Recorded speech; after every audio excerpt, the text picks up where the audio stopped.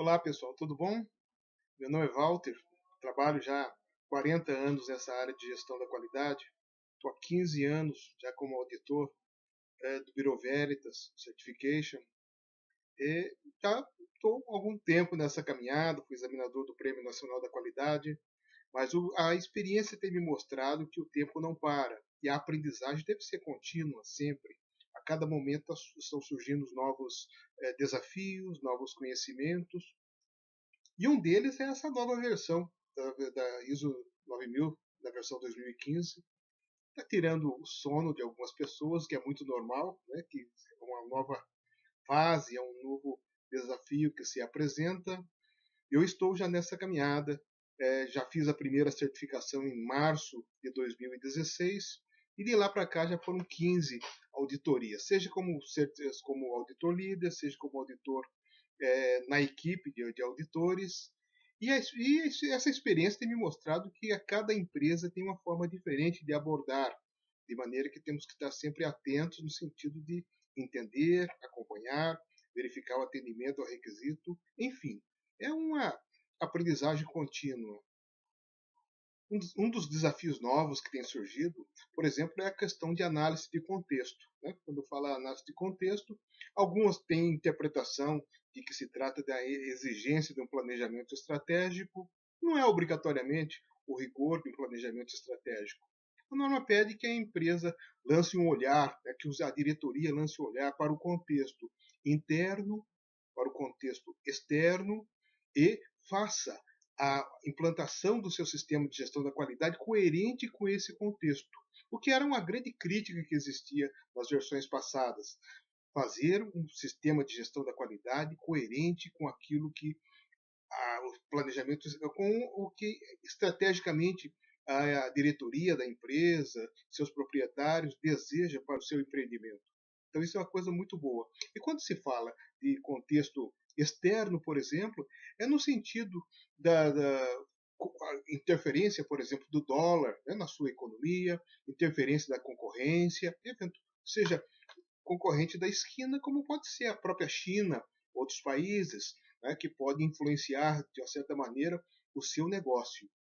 E do ponto de vista interno, pode verificar, por exemplo, a capacitação do seu pessoal, seus recursos tecnológicos. Né? Eles estão coerentes, estão defasados. Então, é nesse sentido de que haja esse olhar para o sistema de gestão da qualidade e, a partir dele, faça uma análise de risco, os riscos que a empresa está correndo nesse sentido, e verificação de oportunidades. Quando fala análise de risco também, não é necessário que seja aquele rigor de uma análise de risco. Há uma orientação que se use a norma ISO 31000, que é uma boa prática, mas não é obrigatória no sistema de gestão. Cada empresa pode ter a sua forma de abordar o sistema e de avaliar os riscos, que diferentes maneiras existem. É importante que haja alguma maneira de avaliar, de quantificar esse risco e, a partir desses resultados, tomar as suas ações. Que pode ser de eliminar o risco, pode ser de simplesmente monitorar o risco, caso o risco seja pequeno, segundo os seus critérios, compartilhar, inclusive, o risco. Isso é difícil parecer, mas pode acontecer também. Olha, esse risco eu vou compartilhar, ou seja, eu vou fazer o seguro com relação a isso, que também é aceitável nesse sentido. Então, quando diz respeito a esse monitoramento, né, esse contexto externo, deve ser levado em consideração esses pontos. Né? Como eu falei, né? A questão da concorrência, a questão dos recursos internos, isso são coisas importantes. O outro olhar que é importante também, que é já no item 4.2, que é justamente a visão das partes interessadas. Quais são as partes interessadas no seu negócio? Verdade? Nas versões anteriores, falava simplesmente de foco na satisfação do cliente, ou seja, a abordagem de que o cliente era o único interessado. E agora não, agora fala de partes interessadas.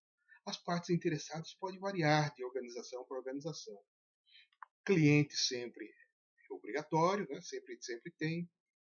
Existe o governo, que é uma parte interessada, mas não no sentido, quando se fala da qualidade, não no sentido das taxas que possa pagar efetivamente, mas no sentido de atendimento às suas legislações. as RDCs no campo do alimento, no campo farmacêutico, as, o atendimento aos requisitos regulamentares de uma forma geral. Né? Então, atendendo a esses requisitos, são partes interessadas. O Inmetro, em alguns fatos também, são partes interessadas e que deve ser levado em consideração. Assim como os acionistas são partes interessadas, os representantes da organização, que são partes interessadas também, porque os resultados, o atendimento no prazo, a qualidade do produto, vai interferir diretamente no seu negócio.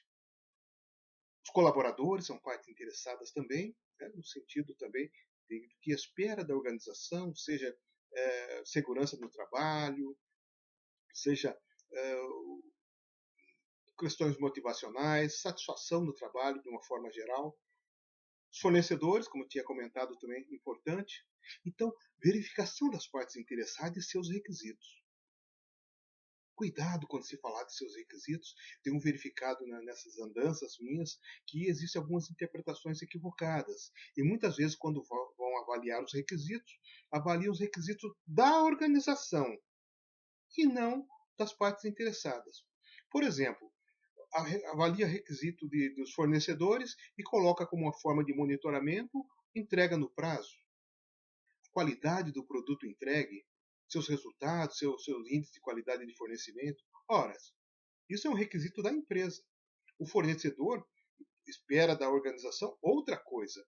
Por exemplo, pagamento em dia, fidelidade nas entregas, nos pedidos, pedidos completos, sem ambiguidades, de maneira que ele possa entregar os seus produtos sem risco de entregar o produto errado.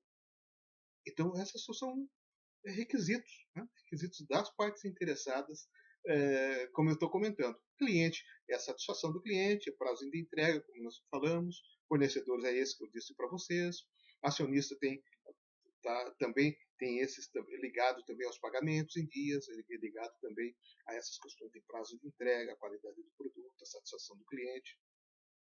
Então são coisas importantes nessa nova fase que estrutura e são basilares nessa nova versão.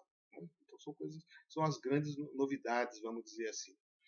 Existe também avaliação já no item 4.3, que fala do escopo do SGQ, né? E isso aí não mudou muito, não. É justamente uma abordagem de processo, ficou muito mais clara essa importância de abordagem de processo, né? Nesse sentido, e verifica o escopo da organização e também eventuais exclusões, caso ocorra. Caso ocorram exclusões, seja de projeto e desenvolvimento, seja de outros requisitos que haja uma exclusão. Tem que tomar muito cuidado também para não ficar excluindo propriedade de clientes, né? Propriedade de clientes ou provedores externos, que é um novo requisito, uma nova forma do requisito. Porque normalmente, seja cliente, seja fornecedores, ele tem seus dados cadastrais, seus dados pessoais que estão sob a guarda da organização. Então temos que pensar muito mesmo antes de excluir esses requisitos. Então é uma coisa importante. Tem o item 4.4, que é também importante, que fala do sistema de gestão da qualidade e seus processos, que nada mais é do que um mapeamento dos processos, agora mais forte, claramente definido, abordagem de processo, com entradas, as saídas do processo, seus recursos, seja humanos, seja de equipamentos, seja de hardware, seja de software, seus indicadores, suas formas de monitoramento. Então, é justamente essa abordagem de processo. Agora ficou mais claro essa exigência. E não esquecer, em cada processo dele, os riscos. Os riscos pertinentes aos processos. Lembra quando nós falamos lá no item 4.1, logo no primeiro assunto, onde falamos de abordagem de risco? Os riscos tanto pertinentes ao contexto interno e externo, risco pertinente ao atendimento das partes interessadas, esses riscos devem estar endereçados aos processos. Se há lá no setor, lá no primeiro item que falamos, um risco de devolução, risco de recall. Ué, é justo que na área de produção, na área de processo, esse risco seja contemplado. O risco de envio de produtos não conformes, da fabricação de produtos não conformes. Se há um risco, por exemplo, da inadimplência de clientes, que também pode, é um risco também que existe, é justo que esse risco seja contemplado no setor financeiro, de que forma eu monitoro esse risco. Enfim, o alinhamento dos riscos deve haver coerência, né, entre aquilo que foi verificado nos itens 4.1, 4.2, com os processos que são abordados no processo. As formas de abordar são das mais diferentes possíveis.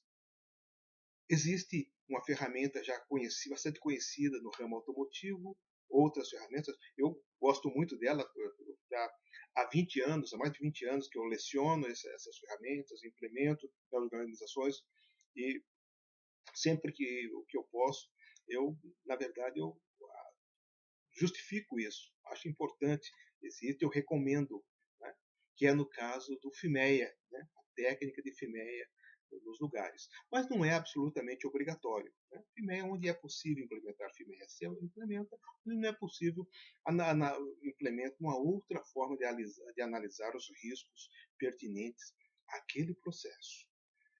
Esse é um ponto. Um ponto importante também nessa nova versão é no caso de planejamento de mudanças. Lá no item 6.3, ele pede que haja uma sistemática de planejamento de mudanças.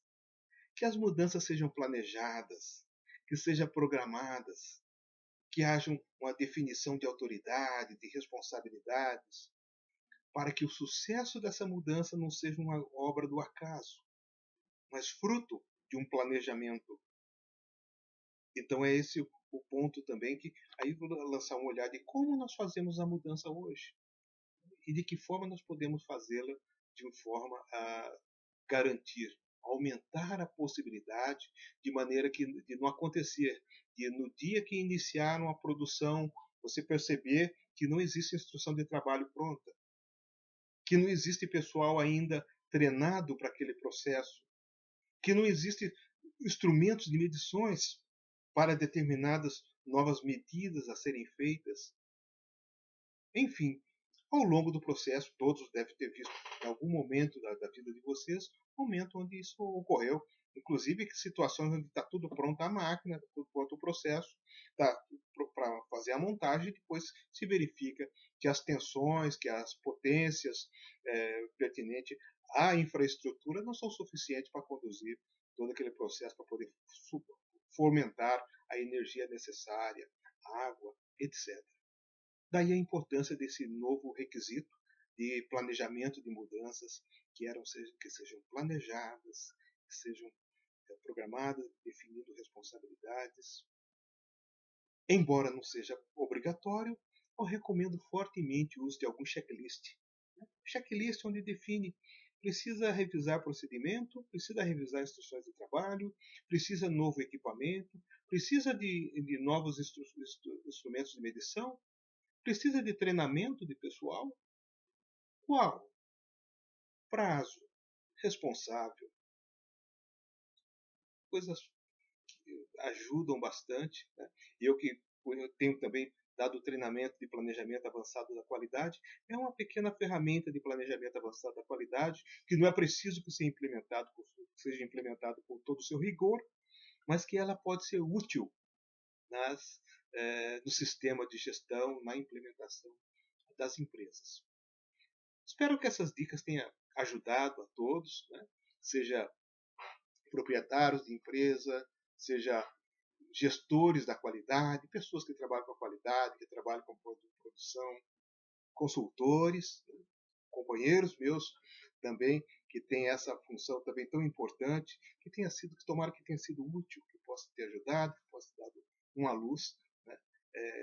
Para atender essa nova demanda tão importante para a organização, importante para o país, nesse momento que ele vive, né? E espero que tenha transformado isso em coisas úteis, que possam em algum momento transformar em pão, transformar em pedidos, transformar em emprego, Obrigado, pessoal.